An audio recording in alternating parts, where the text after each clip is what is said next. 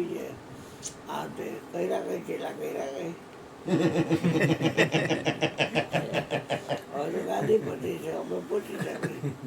કર્યા હોય કોને ખબર છે છેલ્લા ગોતે છે પેલા ગોતે ગુરુને એમ બોલીએ સદગુરુ મહારાજ મહારાજની જય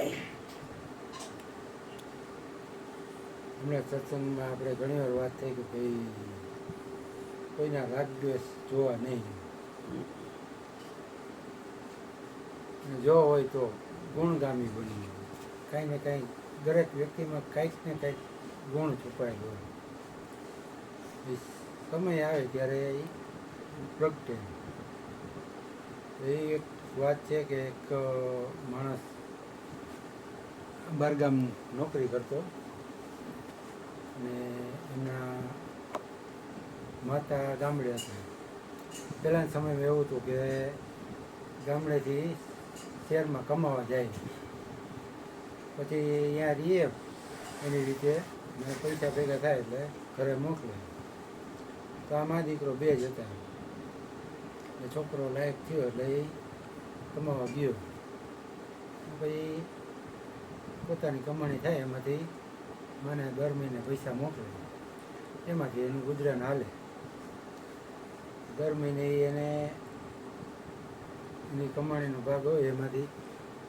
1000 રૂપિયા દર મહિને મોકલતો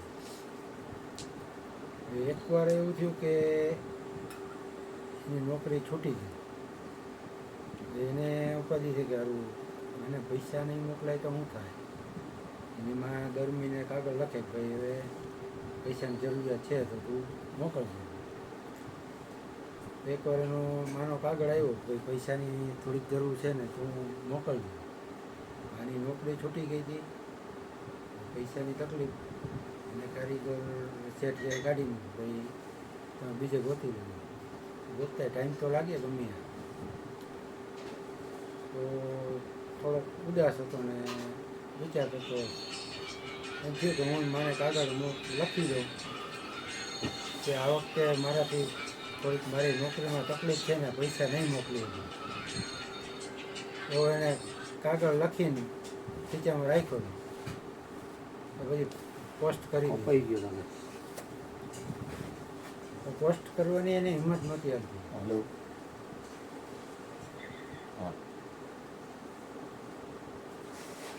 અને એવો કાગળ એને માને લખી નાખ્યો કે આ વખતે મારે થોડીક નોકરીમાં તકલીફ છે આ વખતે હું મોકલીને આવ્યું ભાઈ હિંમત કરીને લખ્યો એમ પણ એ પોસ્ટ નહોતો કરી એ વિચાર કરો કે આજ તો પોસ્ટ કરી દઈશ એ કાગળ એ પોસ્ટ ઓફિસમાં નાખવા જતો હતો ત્યાં કોક એનું ખીચામાં પાકીટમાંથી કાગળ કાઢીને નાખવા જતો હતો પાકીટ લઈને વયો ગયો જો ઓલાને એમ થયું આ જે કાગળ તો નાખવાનો રહી ગયો એમાં થોડાક પૈસા હતા પૈસા લૂંટાઈ એ સુનમુન થઈને ઘરે હવે 4-5 દી એમને બેઠો ત્યાં એની માનો પાછો કાગળ આવ્યો બેટા તે કે સમયસર મને કે પૈસા મોકલી દીધા તો એ કે તારું આમ ખાતું નિયમિત છે એમ બોલા એમ કે મેં પૈસા મોકલા નથી મારી પાસે કાંઈ છે નહીં ના કે જ નથી તો 2-4 દી રાહ જોઈ કે આ કેમ બન્યું છે 2 દી પછી એને પાછો કાગળ એક આવ્યો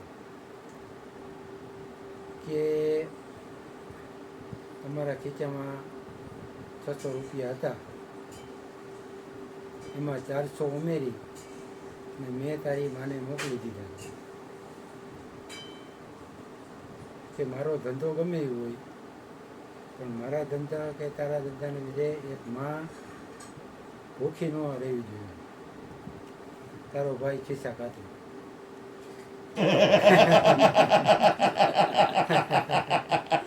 મૂકી દે ને તારો ભાઈ ખિસ્સા ખાતો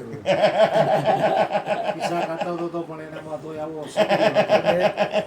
ગુણ ગામી મન હોય તો ગમે ત્યાંથી ગુણ મળે એમ કે ભાઈ મની કા ધંધા બી મેં ઈમાનદારી से करता हूँ ઈમાનના ધંધામાં ઈમાનદારી જેટલી જરૂર ઈમાનદારી પડે. ધંધામાં નથી, હો. એ કેટલા લઈ લ્યો ગરીબ માણસ એ દે એટલે કોઈ નો નથી જુગારી આવજે એના કોઈ નો દે શેઠે નો દીધા એ દઈ દે